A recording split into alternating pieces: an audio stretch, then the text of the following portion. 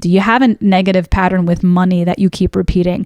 Do you have a negative pattern that you're unhappy in your relationships? Do you have a negative pattern that you're unhappy in your job? Is there anything in your life that you keep coming back to and seeing the same result over and over, manifesting in different forms?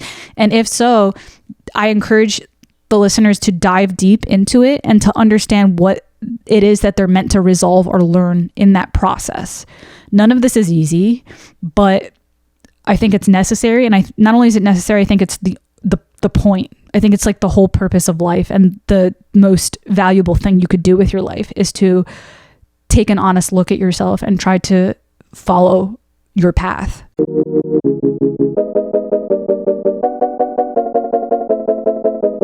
Ladies and gentlemen, you are listening to the Pranzata Podcast. This is your host, Andrea Pranzatelli. This is episode number 118 on the Pranzata Podcast on YouTube. Before we get into it, if you are new to this channel and you like what you hear today and you enjoy what you hear on this podcast, please don't forget to hit subscribe. It is my mission to grow this channel this year, and your support would be incredibly helpful for me to accomplish that mission.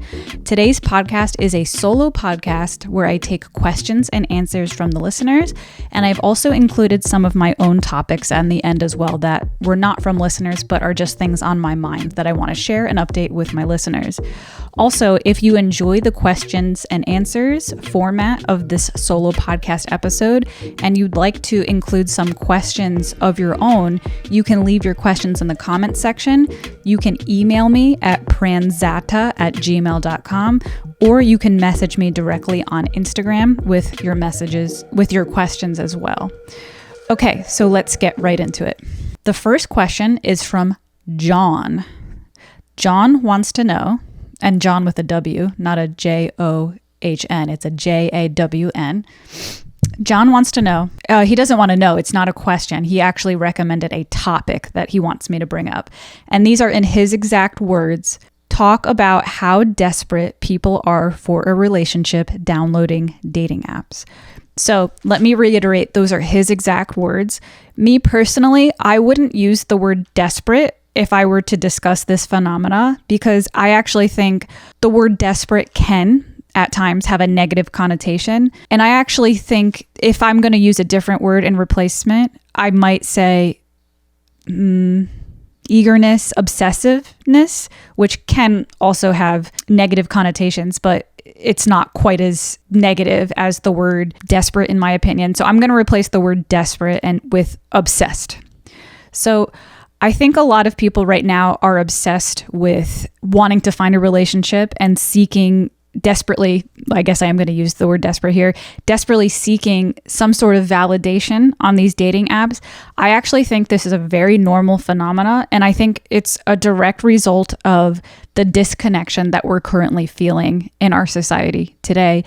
I think while there are wonderful things about technology, there's many benefits about technology. First of all, I'm able to create this video, so people in some ways are connecting through podcasting. I also think, just like anything else, while there are good things, some hearts and minds of people do lead with greed.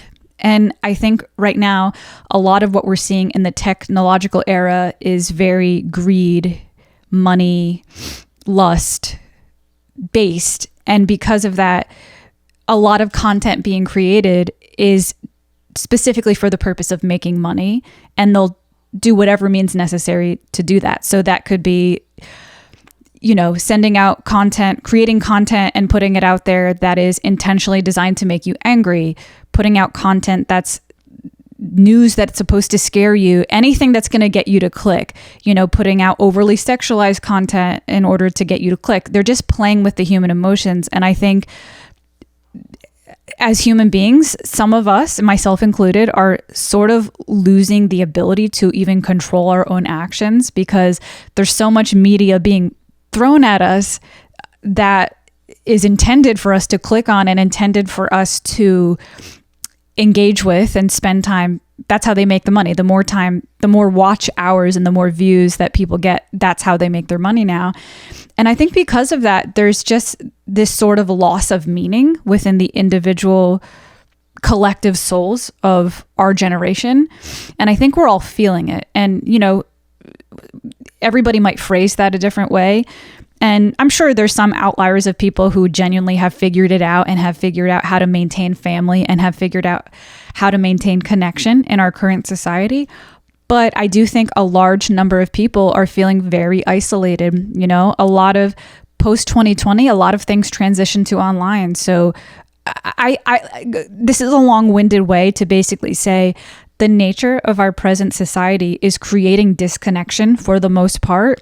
And I think it's causing people to desperately, and I use that word with no judgment, desperately seek some sort of meaning and connection. And it only makes sense that they would say, maybe if I find someone to love me, I'll find that connection. And I mean, it's actually a completely valid thing. I think the problem is these dating apps, and this is from what I've heard. I don't want to have this conspiracy theory type of mentality around dating apps, because I'm sure you can meet a partner on these things. And I'm sure, I mean, I know personally people who have gotten married off of dating apps. So you can actually genuinely build real connections off these dating apps. However, I think in general, especially as, like I said, have the times progressed to which spending more time on the internet creates more money for people, I think that these dating apps are now designed in a way to keep you hooked. So I think because of that, that's part of the desperation as well, is that people are going there genuinely to find real connection, but they're somehow getting lost in the design of the app to keep you hooked, to keep you continuing to look, to make you wonder, is there something better out there? I also think aside from genuine connection, I think a lot of people, and I think this more so particularly affects men more than women.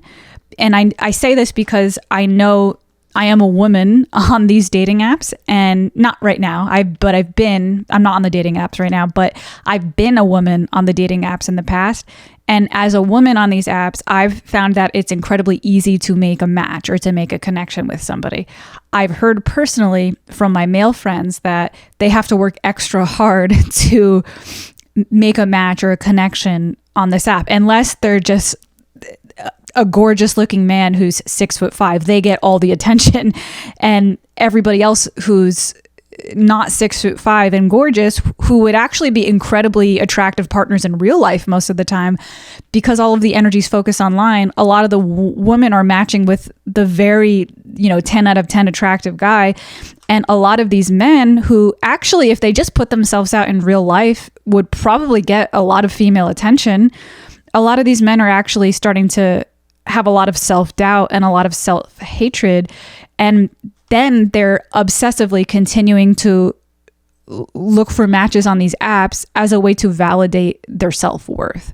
So I understand the phenomena you're talking about. I try to have a more empathetic approach to understanding it, just because I think based on the condition of our times, it's actually incredibly normal to be obsessively checking these apps. But I think people would probably do better stepping away and from these apps temporarily if they're getting into an obsessed state of mind about it, and to learn, depending on which one of those scenarios I'm talking about. If you're a man who's obsessively checking these because you want validation for your self-worth, then I would say in that case, it's probably best to get off the apps and to genuinely look at yourself and work on yourself and spend time with yourself and learn how to have that self-worth on your own. And to also be honest with yourself. Are there ways in which you can improve yourself that you would have more luck on these apps? Are you out of shape? Or how's your personality? Are you learning things, because women do have high standards, but it's for a reason. And it's actually a benefit to men for women to have high standards, because if a woman has high standards for a man, well, that's just going to make you a better man. So I think in those cases, just take some time away from the apps and self-assess, work on the areas where you actually genuinely could improve, and also maybe learn how to self-validate for some time and figure out what that means, how to love yourself before you could put yourself out there. In the cases of where it's not so much about self-validation and it's more so about just genuinely needing connection, my personal advice, and I speak as this from somebody who has a lot of experience with this, because I used to desperately seek that meaning in romantic relationships. I'm now learning to find that meaning in other ways. So I'm actually actively not dating right now until I really take care of this part of myself. I'm really focusing on my creativity. I'm focusing on reading a lot. I'm focusing on learning things that actually really make me feel whole and satisfied as a human being. And I'm also focusing on finding my own connection to my spirituality. I'm learning how to meditate daily, which is very difficult for me. I'm learning how to journal, which is very difficult for me. I hate journaling, but I'm starting to fall in love with it. So for me, I'm trying to find that meaning in other ways before I jump back into the dating world. And also, as far as the connection goes, connection is a real feeling and it is a real need that human beings need. But right now, I'm learning that I don't need to make that connection through a romantic partner right now if I don't want to. So I'm actually really focusing on building a network of friends. And it's a slow process because I'm very picky about who I spend my time with, even when it comes to friends. But I'm slowly building a team of friends that I can rely on and make that connection there. As far as the sexual connection goes, which is also a very valid and necessary human need, I'm just taking care of business by myself at the moment. And I don't want to have like a friends with benefits type of situation because I think that's just going to put me in a situation where I might fall in love with somebody that I'm not really ready to put myself out there. So I'm being very patient, but I'm also under the belief that the long game is the better game, if that makes sense, because I've tried the quick impulsive game in the past with almost everything that I've done, my relationships, and I'm finding that have faith in what's the classic quote, good things come to those who wait. I'm really living by that principle right now, and I'm just taking care of any sexual needs by myself right now, and I'm just working on myself and trusting the whole process. So I know that was a lot for one answer, but I hope that answers your question as much as it possibly could. Okay. The next question is from James Mac Comedy, who has been a guest on this podcast multiple times. He is one of the greatest people you will ever meet. He will help anybody in a heartbeat. He's saved my ass so many times. I've had situations where I desperately needed a podcast guest that day because I had a cancellation. And not only would he send me podcast guests, but he would send me like 10 at a time. So I would have them hooked up for the future. So great guy. And he has a great question. His question is religion... No, I'm sorry. Let me phrase that. His question is Buddhism a religion or a philosophy in your eyes? How do you see it? Do you see Buddhism as a religion or a philosophy? So to answer the question, I had to look up the dictionary definition straightforward of the word religion. The word religion is defined by the Webster's Dictionary, the service and worship of God or the supernatural.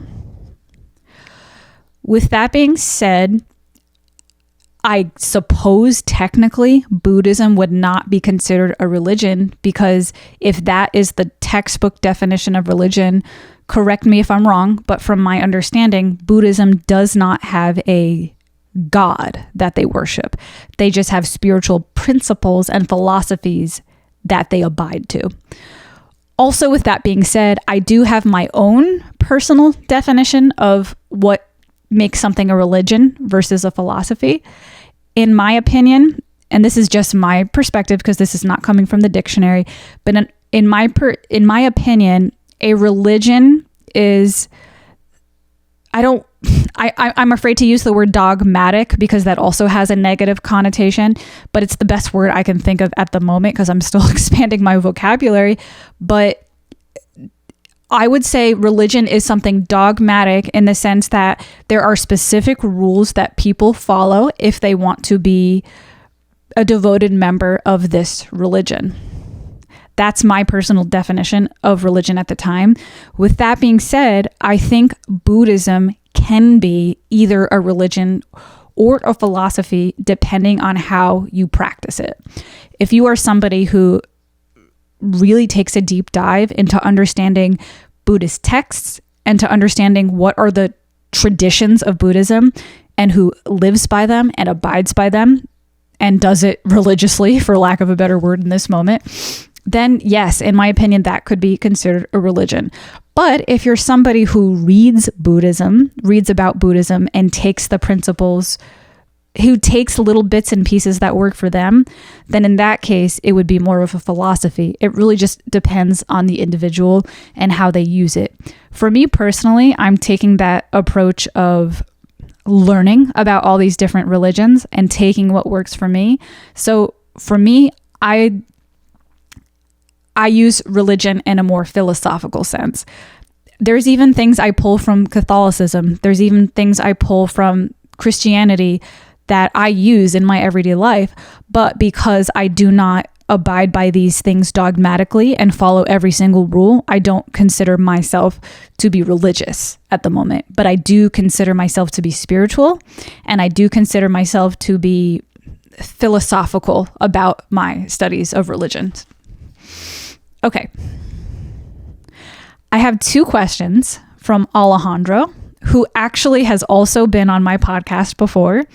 He was, I believe, my second podcast guest I've ever had. He's a brilliant guitar player, Latin jazz guitar player, and I'm almost positive we did episode number 2 together. So that's actually pretty fascinating to think about, considering that this is episode number 118. I hope I said 118 in the beginning because that's what this is.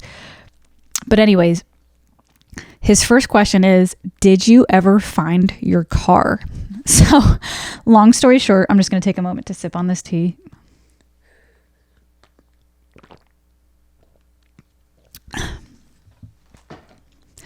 Long story short, for those who don't know, my listeners and followers who are devoted definitely know, but if you're new to this channel, you probably don't know.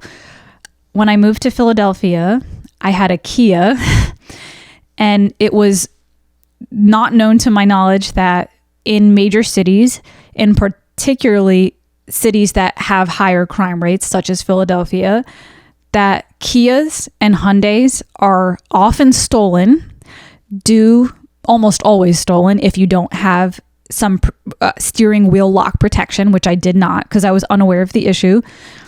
But Kias and Hyundais, which are partnership, I didn't know that either, they are often almost always stolen in Philadelphia because of a malfunction in the steering wheel lock that became common knowledge to actually kids who were like 15 years old, sometimes even younger, figured this out, started stealing cars and taking videos of it, posting these videos on TikTok.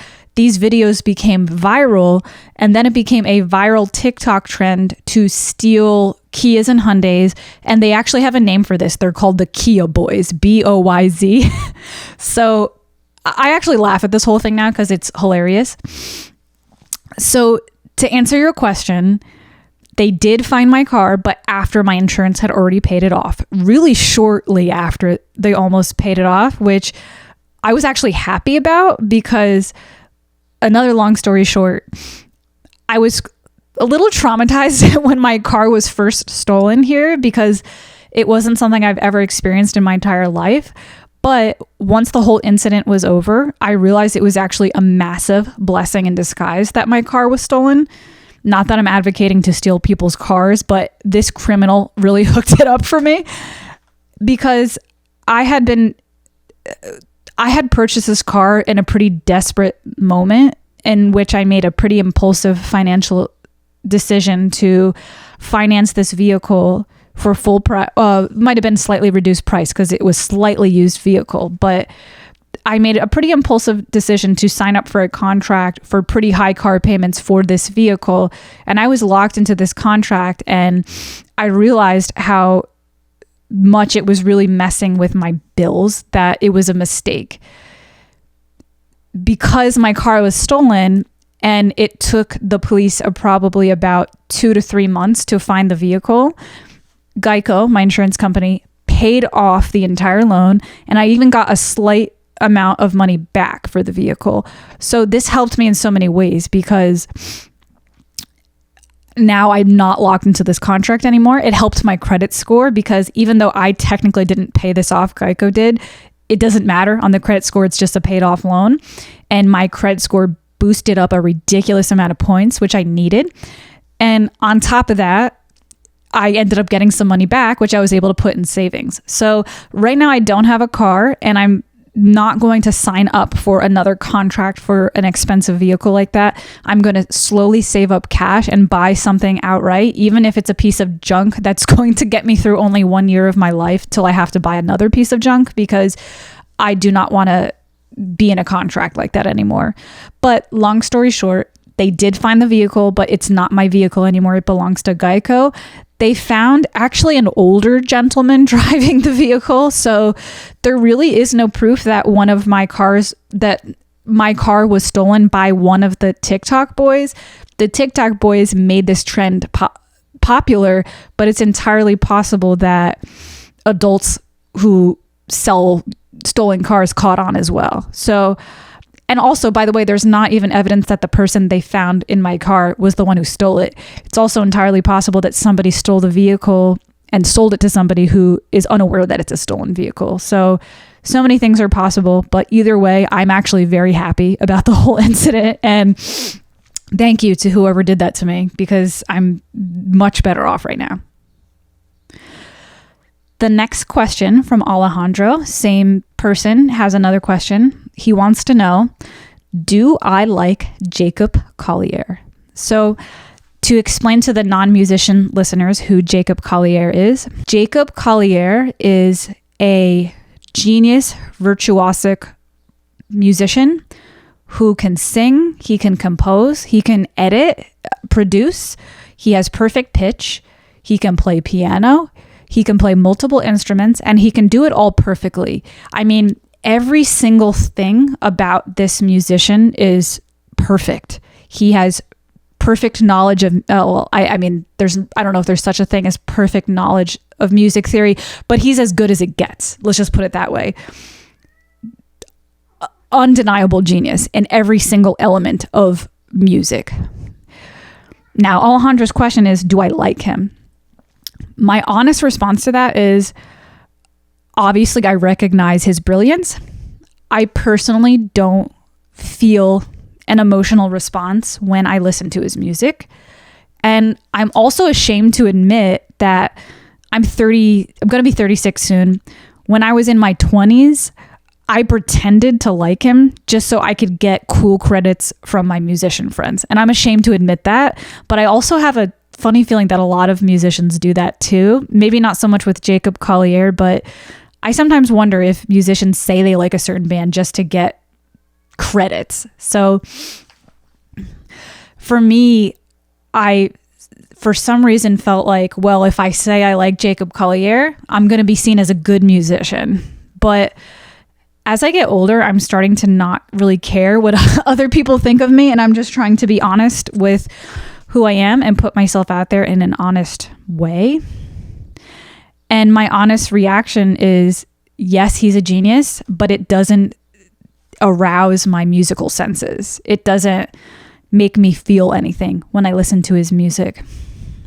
There was one song by him where I did feel some sort of emotional response, and that was, I think it was In My Room. I think he has an entire album called In My Room, and there's one song called In My Room on the album. That one I did feel something towards, but overall, in general, I feel amazed by him. Like, I feel a sense of awe, amazement, like, wow, I can't believe this human being exists.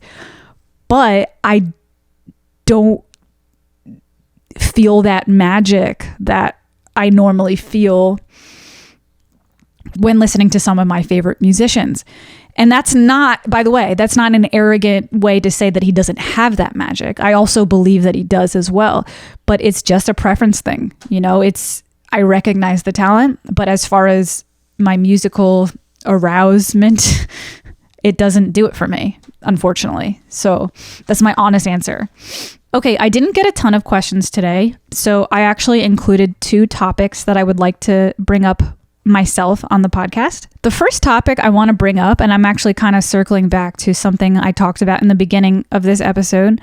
I want to talk about spirituality because this has been a part of my life that behind the scenes has been slowly growing and taking over most of my headspace. And I want to admit on this podcast that I've been afraid to open up about this stuff. I have opened up about it and I've given little hints, but I feel like I've also reserved a lot of this part of myself on this podcast out of fear of judgment. I'm afraid people will think I'm crazy. I'm afraid I do think sometimes spirituality and religion get conflated into politics as well. Like there's sometimes an assumption that if you believe in God, that you're automatically this like Trump worshiper, which I'm not at all. So there's been like a lot of shame and embarrassment about my spiritual side. But lately I'm starting to realize that if I really want to do this, I have to open up and be exactly who I am and just trust that I'm going to get the judgment, but ultimately I'm going to attract the audience that is designed for me. So I just kind of wanted to open up and say that now because you can expect to hear a lot more of these topics on this channel. Right now, I have on my own time been taking a major deep dive into religious texts, into mystical texts. I actually, now that I'm starting to learn more about this, and I'm very new in the beginning of this journey, so please don't confuse me for an expert on any of this, but it is my goal to become an expert in this field over time. So this is really the beginning for me, and I'm going to share bits and pieces of what I learn now going forward, and you can learn with me and progress with me. But what I'm learning, what I was trying to say before was, I used to always say that I was spiritual and not religious, and now I'm learning that the more appropriate definition for me would be a mysticism. So a mystic, and I have to look up the textbook definition of this as well. So if anybody listening understands what the truest definition of this word is, please correct me. But from my understanding, mysticism is people who believe in supernatural concepts that are not supported by science. I would be considered one of those people. And I also, this is my personal definition of mystic. I also feel like there is a lot of crap, garbage, quote unquote, mystics out there who are kind of associated with new age spirituality. And I think there's a lot of garbage in related to this field where it's people who are trying to, again, going back to what I said earlier in the podcast, make money off of this. I mean, there's a lot of fake mysticism. But that's actually true for every religion and every field. There's fake Catholics, there's fake Buddhists, there's fake everything. But I think mysticism, mystics in particular, there is a lot of like cult leaders that will rob people's money and promise them a thing and not deliver the thing they promise. So I understand why I could get judgment for preaching some of these ideas on the channel, because there is a lot of negative within these studies. However, what I'm learning lately is that there are also hidden silently some very brilliant, genuine people who are focusing their time and energy on studying mysticism and different religions, different philosophies that are actually doing great work. And I want to become one of those people. That's like, I'm starting to, as I'm growing and getting to know myself, I'm realizing that I feel like I belong in that community, and I plan to find more guests who fit within that community. So with that being said, I do want to just, like I said, this is the beginning for me to start opening up more about this stuff on the podcast. Oh, I did want to say this too. I had a realization on my last podcast episode where I had a really brilliant comedian on the podcast last week, and that episode is going to be uploaded really shortly. I think it's episode 119.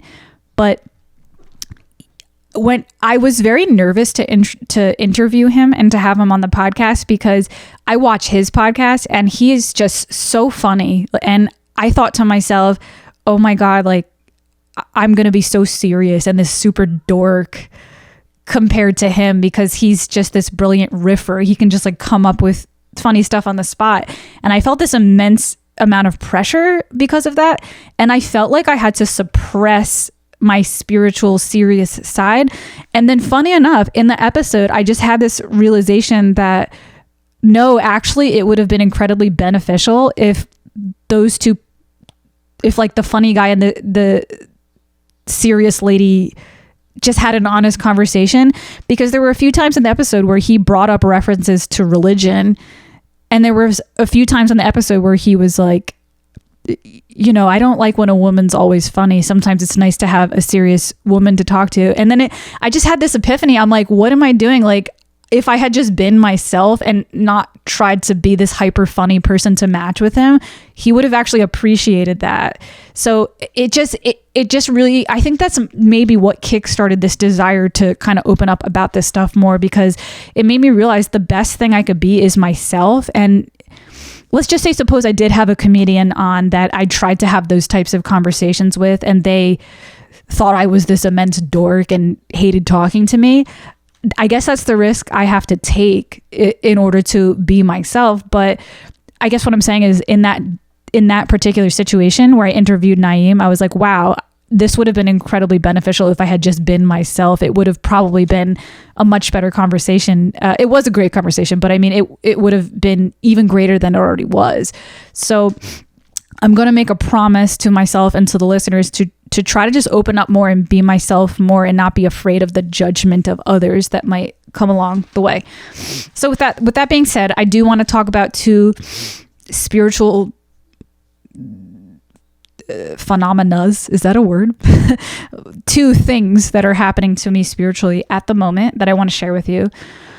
The first is life cycles. So I do believe in something, and I've been reading a lot about this. It's called life cycles and like life lessons that you have to continue to learn.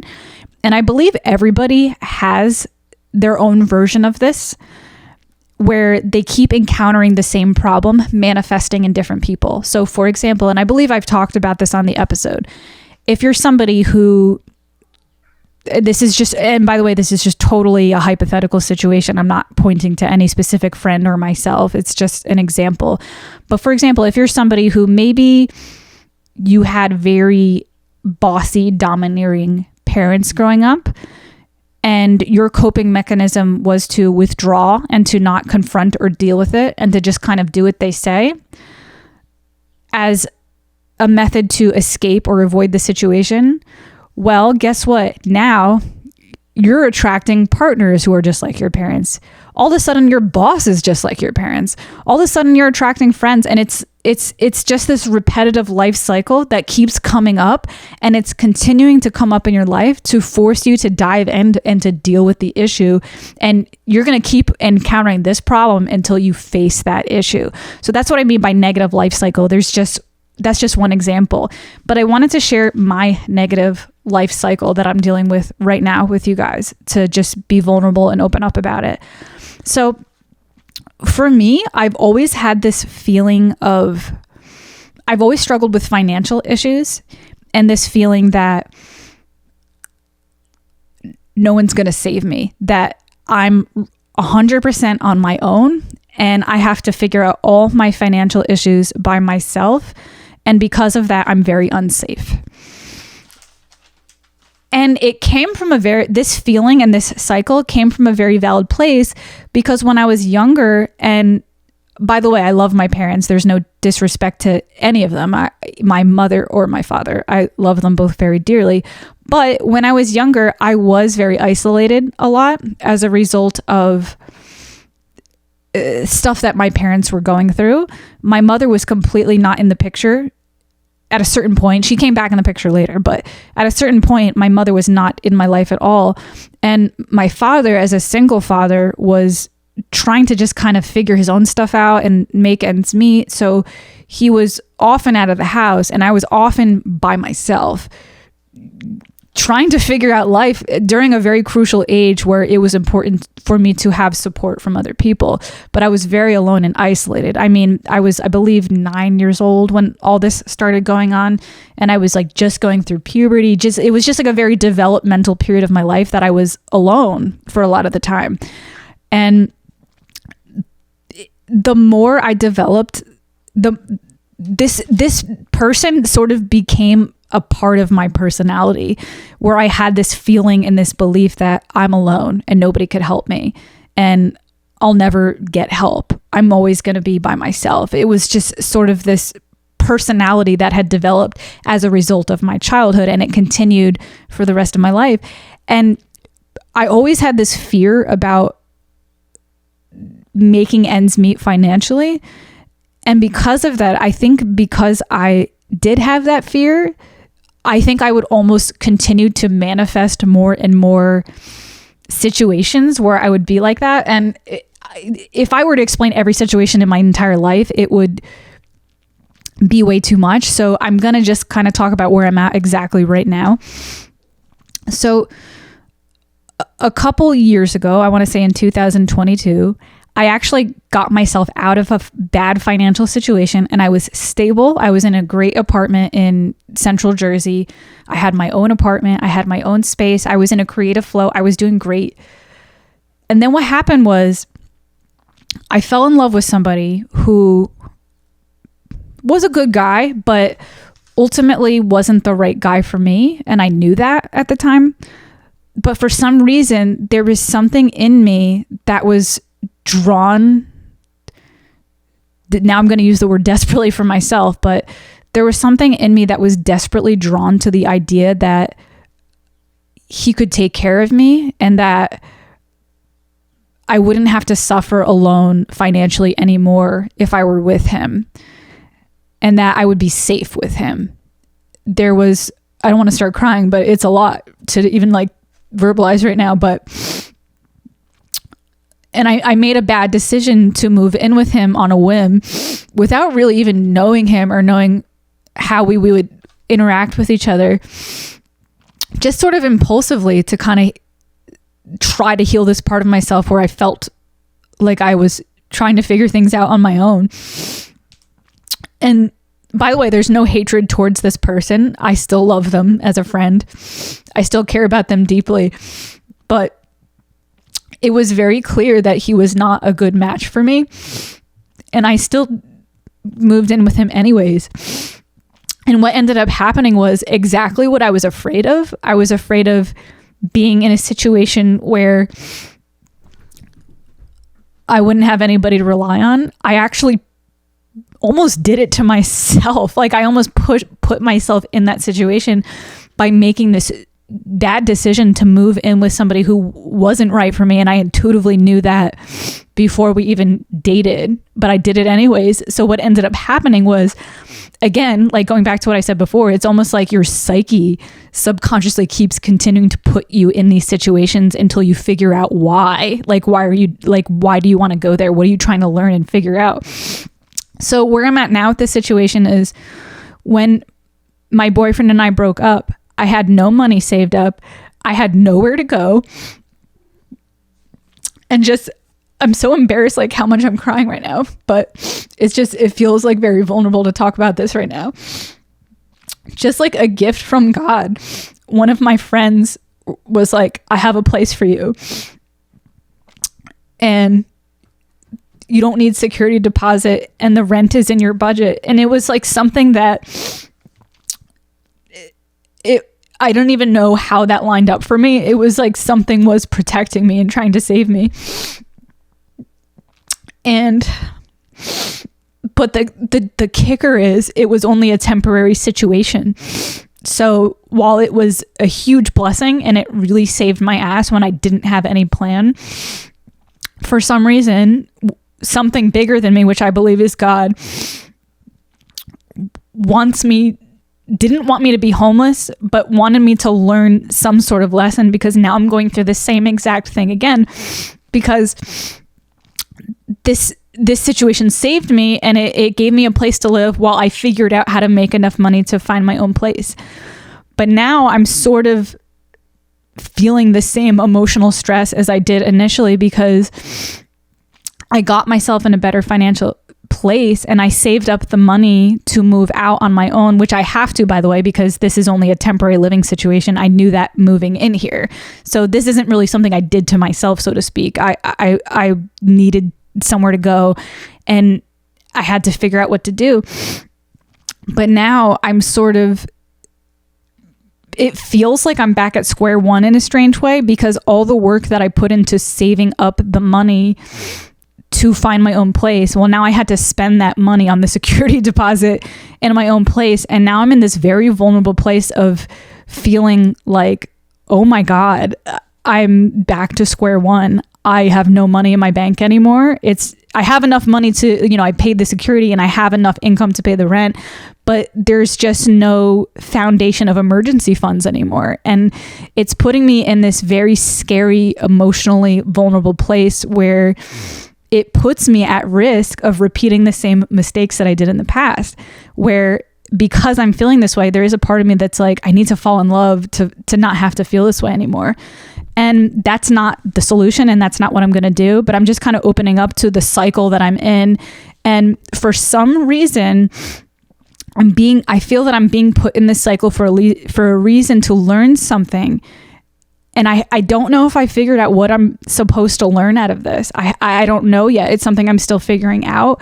But the only thing that's coming up right now, and I think this is actually true for everybody, the only thing that I can possibly think of at the moment is that nobody's going to save you except for you. I think that's what I'm meant to learn. And while there are people in the world who are financially supported by their family and don't have to have this type of stress that I do, that doesn't mean that this principle won't help them as well. There's other people in the world that need to be saved, so to speak, in a different kind of way. And the truth is that nobody is going to save you except for you and your relationship to your higher power, to your God, whatever you want to call it.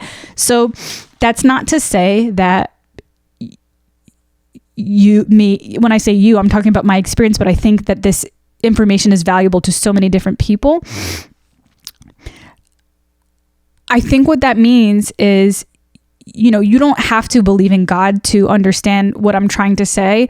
But what I think that means is that you need to have some type of faith and some type of connection to a faith that you will be okay and you will be protected and you could achieve the things that you want to achieve. But there is no person that's going to pick it up and do it for you. There is no, you have to do it yourself. You have to pave your own way in this.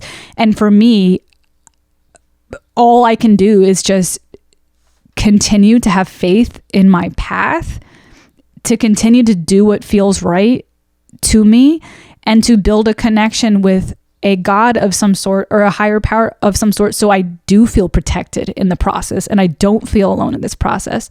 So I guess where I'm at now with this whole thing is, yes, I'm reliving the same stress and trauma of feeling terrified to make it on my own, but I think I'm gonna make it on my own. And I think I will find love and support, from a romantic partner one day, but it's not gonna happen until I figure this out on my own.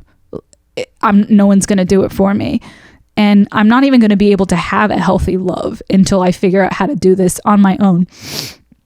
And another thing to say too is I'm also learning that type of love and support that I'm looking for doesn't also need to come from a partner. Like I said, it could come from a faith in a higher power. It could also come from friends and family. It could come from my neighbors. So that's another thing too. There's like this unrealistic expectation that this one man is going to get me a fancy diamond ring, and that because of that, I'm going to be safe and protected and I'll never have to worry about anything again. And that's just not the case. That could be a possibility, that I could have my financial needs met, but that's not, for some reason, for me in my life, in my life path, that is not the solution right now. And I'm not sure why, but that's where I'm at with it. I hope that made sense. I'm sorry if that, again, like the fear of judgment, I hope I didn't sound like a crazy person, but I just wanted to open up and talk about that negative life cycle that I'm currently going through and trying to get to the other end of. And I want to encourage everybody to take a look at themselves and their own life and try to identify any repetitive negative patterns that they see in their own life. Do you have a negative pattern with money that you keep repeating? Do you have a negative pattern that you're unhappy in your relationships? Do you have a negative pattern that you're unhappy in your job? Is there anything in your life that you keep coming back to and seeing the same result over and over, manifesting in different forms? And if so, I encourage the listeners to dive deep into it and to understand what it is that they're meant to resolve or learn in that process. None of this is easy, but I think it's necessary. And not only is it necessary, I think it's the point. I think it's like the whole purpose of life, and the most valuable thing you could do with your life is to take an honest look at yourself and try to follow your path.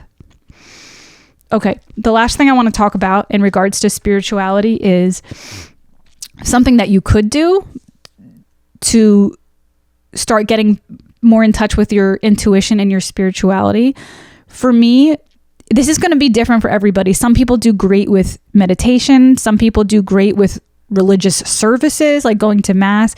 For me, what's been working personally in my life is prayer. So I wanted to actually outline exactly how I pray. So I do this as a daily ritual. I do this every single day.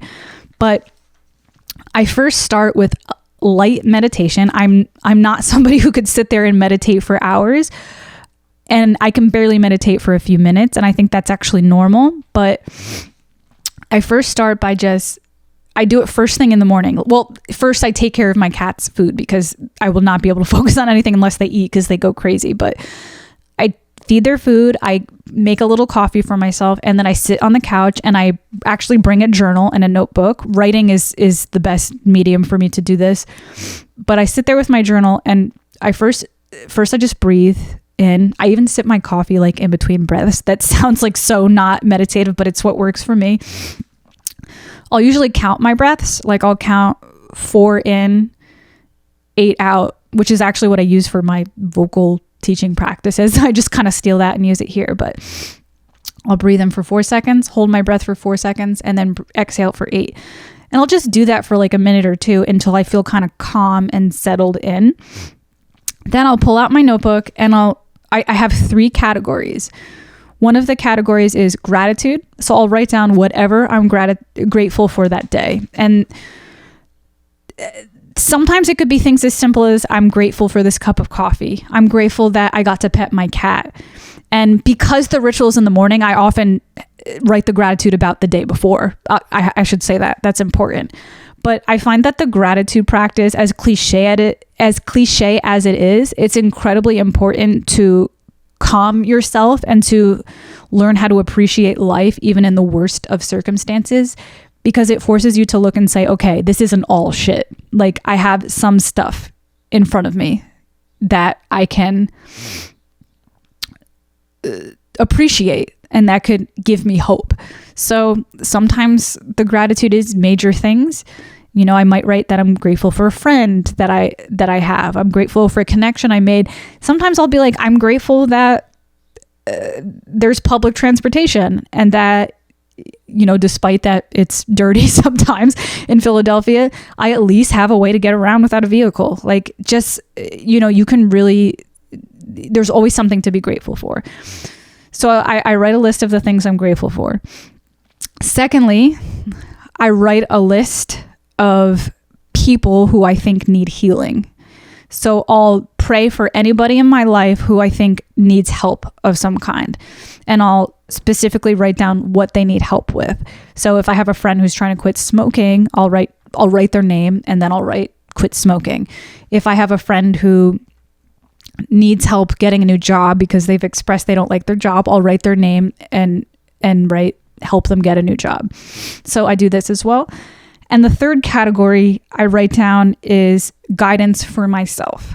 And when I first started doing this practice, I had like this massive list of things I needed guidance with.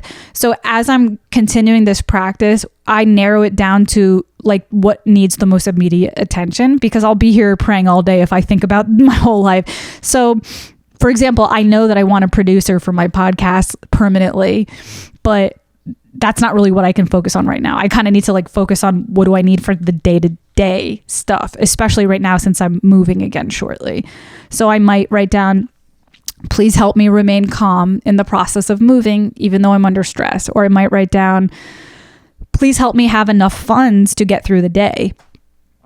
You know, like I just kind of write down the guidance that I need. Or sometimes I'll write down things like, please help me put my phone down instead of obsessively checking it. Please help guide me towards, I don't know, anything. Whatever you need in your present moment, your present situation, I write down that. So to reiterate, I start the prayer / meditation with first a breathing meditation, and then writing down my daily prayer in 3 categories. 1, gratitude. 2, others that need healing. And then 3, guidance that I need for my own life. And then I'll either reread them in my head and visualize everything that I see needing help, or sometimes I'll speak it out loud. Often for me personally, I will just mentally read it and visualize it because I use my voice so much that I need to rest my voice. But every so often I do read it out loud, and I do find it's more powerful and impactful to read it out loud. It's just that because I have to be more mindful of protecting my voice for podcasting and singing, I sometimes will just read it and visually meditate on it in my mind and not with my words. But anyways, I wanted to share that as a way to give somebody some ideas. You know, that might be a lot at once for people who don't have a ritualistic practice for meditation or prayer. But I kind of just wanted to throw those feelers out there to encourage people to maybe find some type of ritual for themselves, even if it's as simple as like breathing for a minute every morning. You know, I've been finding that this practice has been incredibly helpful for my life, and it's been amazing to see how it's been able to help me handle my emotions, to manage my emotions. And sometimes I see some pretty miraculous things happening in my life as well. Like, for example, my car getting stolen right when I needed it to be stolen, as crazy as that sounds. I do see some pretty incredible things happening as a result of this daily practice. So I wanted to share that with you guys. Anyways, that was a pretty intense episode, but that's it. Pranzata Podcast, episode number 118. I hope you enjoyed yourself. Again, if you enjoyed what you heard today, please do not forget to hit subscribe. I would like to grow this channel and to eventually be able to do this as a full-time career. So your support helps me more than you would ever know. And again, if you liked the questions and answers format and you want to submit some questions, again, you can email me, pranzata@gmail.com, or you can find me on Instagram, which my Instagram link is below, and send me a direct message on Instagram, or you can write your question directly in the comment section right here. All right, guys, that's it. Pranzata Podcast, episode number 118. Have a good night, guys. Bye.